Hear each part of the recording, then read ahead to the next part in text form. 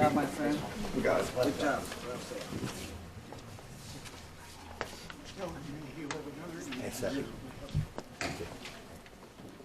So at this time, we're going to transition to the first aspect of our program today. You should have that. So at this time, I would like to go ahead and invite up Lieutenant Colonel Larry Haskell, our Spokane County prosecutor. John Nowels, our next, he's the current Spokane County Undersheriff, but our next Spokane County Sheriff. And Kim Plese, our next, or soon, hopefully soon to be newest, Spokane County Commissioner.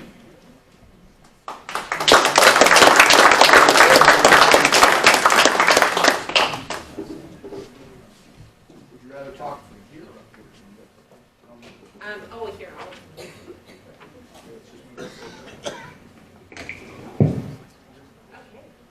Great.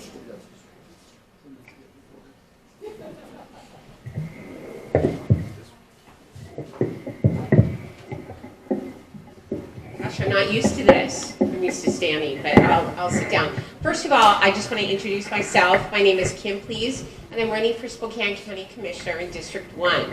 I'm so privileged to be here today. I just want to say thank you so much to everyone. I haven't eaten yet, but I plan to. So thank you very much for having me.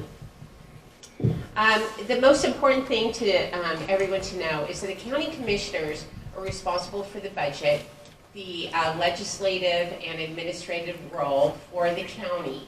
As far as my background goes, I'm from Spokane, born and raised here. I have 2 boys that I raised here, and for the last 32 years, I've run a women-owned local printing and marketing company called Plese Printing and Marketing on Trent in Havana. I live off Monroe right now in District 1, so if anybody needs to know where the boundaries are for District 1, see me afterwards. My biggest priority, first of all, I just want to let you know that I'm privileged to sit next to these 2 gentlemen, Larry Haskell, our prosecutor, and John Knowles, our undersheriff, because public safety is my #1 priority. And as far as the budget goes, we should not cut back when it comes to law enforcement.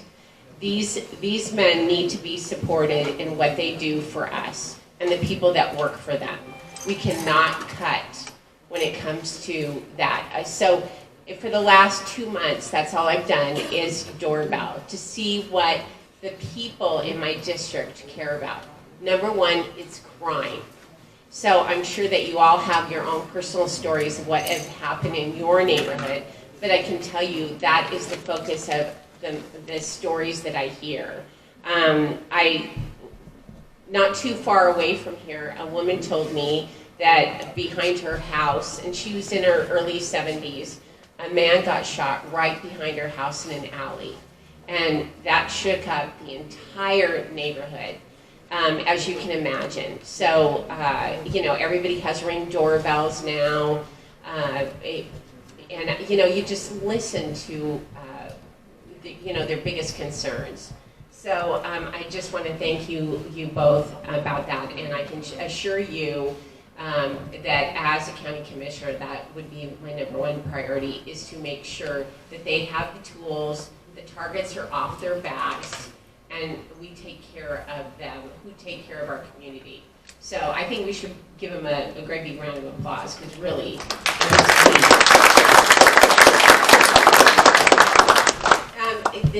my opponent is 33 years old. He's an attorney for the Attorney General's office and has, a great position and very admirable. He does not have any business background, and the county is in charge of basically over $1 billion worth of tax revenue and 51 departments, which includes the prosecutor's office, the jail, the sheriff's department, and the one thing I did learn from my opponent is that he would like to buy electric vehicles for the county, and which I just want to tell you that I will be the guardian of your taxpayer dollars and make sure that they get spent what they're intended to, not some crazy idea And I'm sure down the road, as our infrastructure improves and we test out things, but we cannot afford to go out and spend, you know, thousands, millions of dollars on electric vehicles. So, anyway, but I'm privileged to run. I need you all to get the word out for, you know, people in your neighborhoods, and I brought some more information about me. And you know, I got on Facebook last night. Somebody asked me and said, everybody talks about the homeless situation at Camp Hope, and it would be crazy to think that the county commissioners are going to solve homelessness. I can tell you that. I support what Sheriff Ozzie did, and that was sheer out of frustration of nothing happening. And but I can tell you that I would be privileged to work with other, you know, the city, the county, and other leaders to figure out how we can handle our homeless situation. So, and if anybody has any questions afterwards or during the question and answers, just let me know. And thank you very much. I appreciate it. Great job, Kim, right on time. So thank you.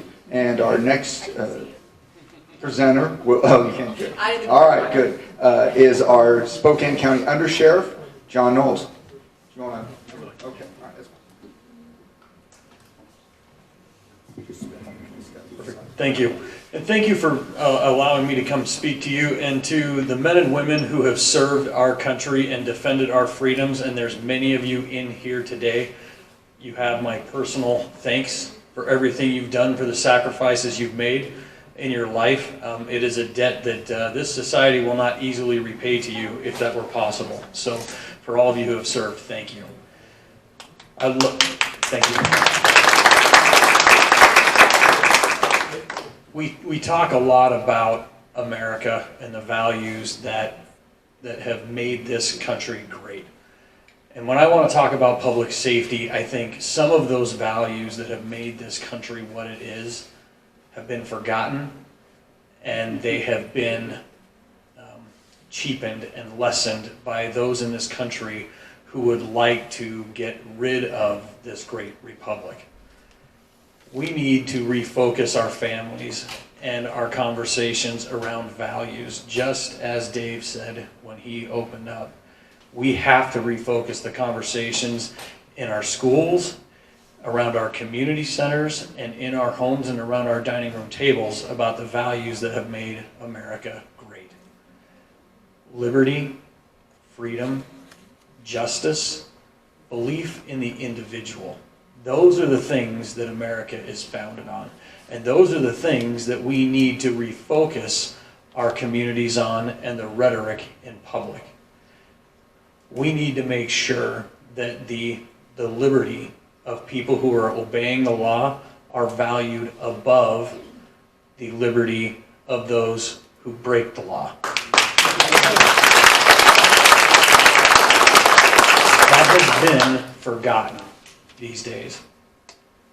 It has somehow become wildly unpopular that those of us who are going to work, building businesses, building homes, and building valuable and vibrant communities take a back seat to those who are addicted to drugs, who refuse mental health treatment, and those who want to prop those folks up as a victim of our great nation and our great society. That has to stop. What does that have to do with the sheriff and the sheriff's race? As an elected law enforcement executive and as the chief executive officer of the county, the sheriff is the last stop for your civil rights. The sheriff is the last line of defense for your constitutional rights and ensuring that they are upheld and that we keep your neighborhood safe so you can pursue life, liberty, and happiness. That is a responsibility that I hold in very high esteem and regard. I promise you, as your sheriff, that will be the number one The number one goal and value of the sheriff and of the sheriff's office and its employees is to keep you safe, to uphold your constitutional rights, your right to speak freely, even if it's something somebody else doesn't want to hear. We're going to uphold your right to keep and bear arms, which I believe personally that the Washington State Constitution is very well written to defend your right to keep and bear arms. We just have a current legislature and a governor who don't understand what that says. As your sheriff, I will defend that right. That is my job, and my job solely to make sure that those rights are not infringed upon, and you have my guarantee that I will defend them. I will also make sure that we utilize the best crime-fighting techniques that we have at our hands to keep your neighborhood safe. We have a fantastic intelligence-led policing program. We have a fantastic regional intelligence group. We have the finest trained men and women in law enforcement in the state, if not in the country. I will work to improve that training. I will work to improve our intelligence operations so we can keep gangsters from committing violent acts on the streets, that we can have them identified and disrupt them before they ever have the opportunity to commit a crime. You deserve nothing less.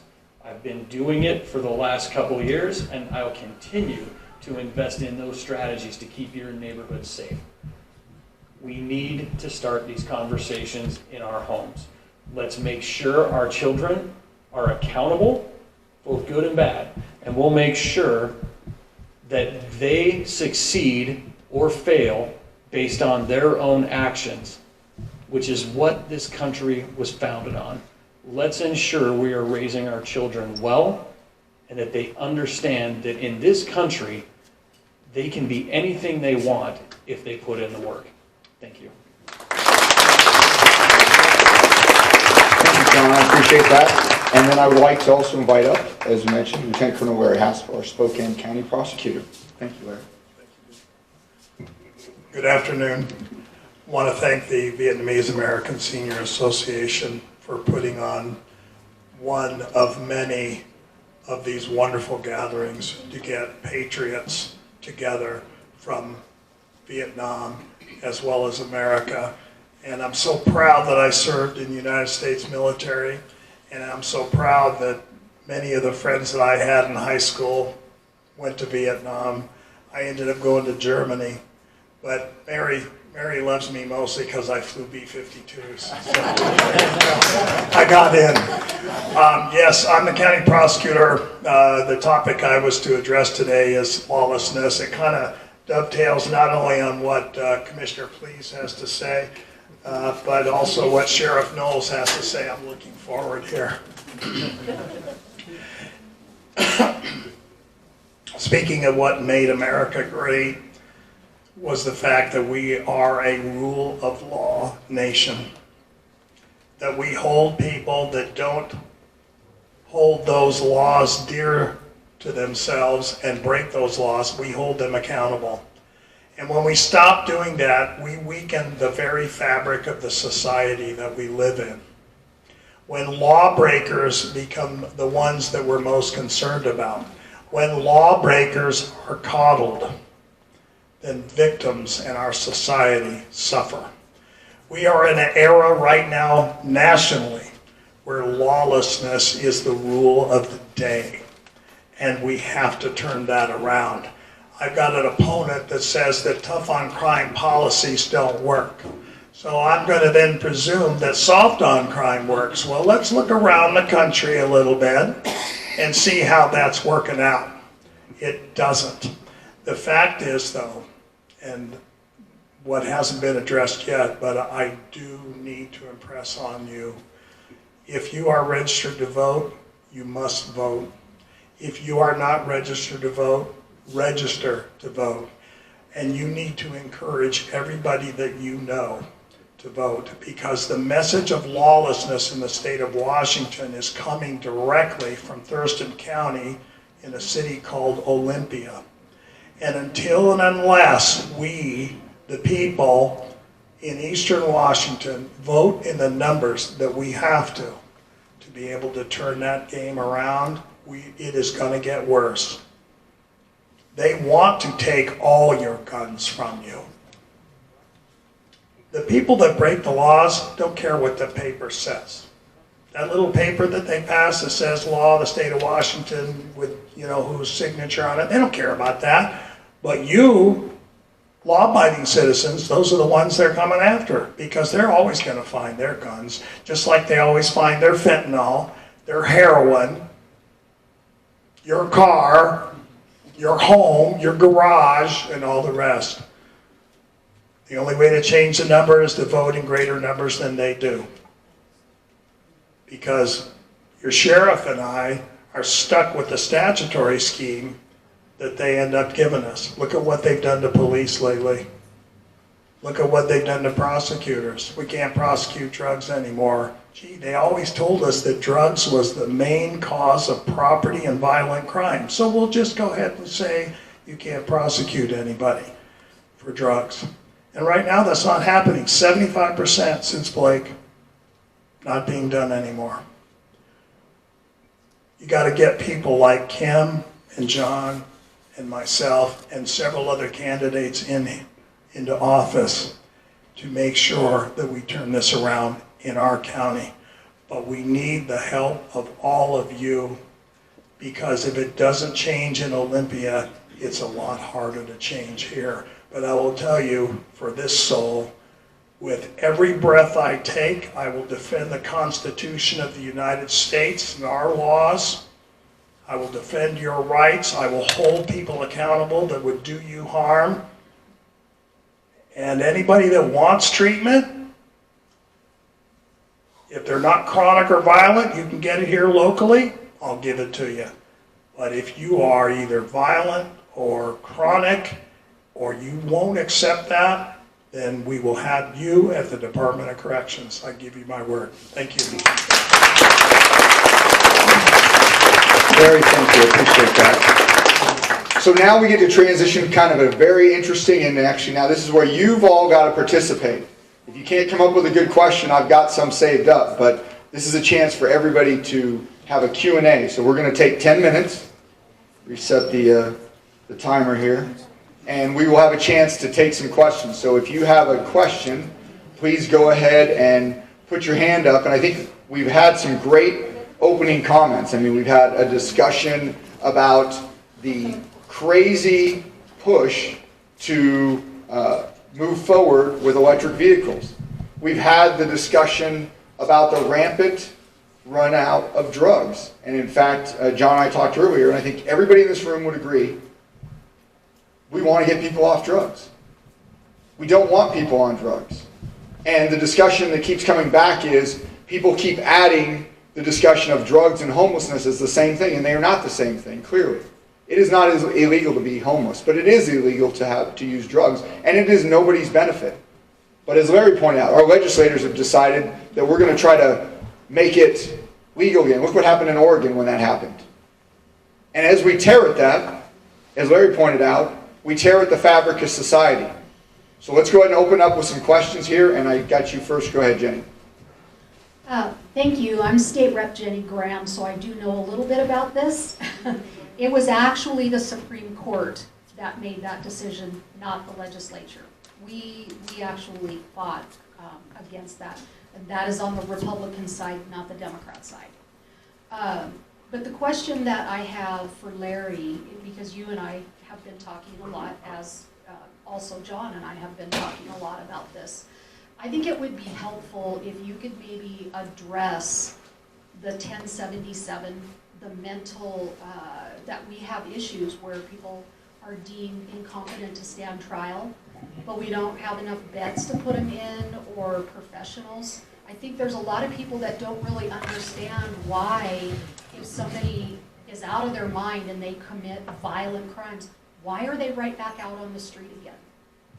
Okay, I addressed this actually just yesterday with one of the spokesman reporters. So 1077 is a statute in Washington that has to do with mental illness, and it has to do with when an accused at any time during the proceedings, from very first appearance in court all the way to before judgment, or maybe even after, but during the process it's usually before.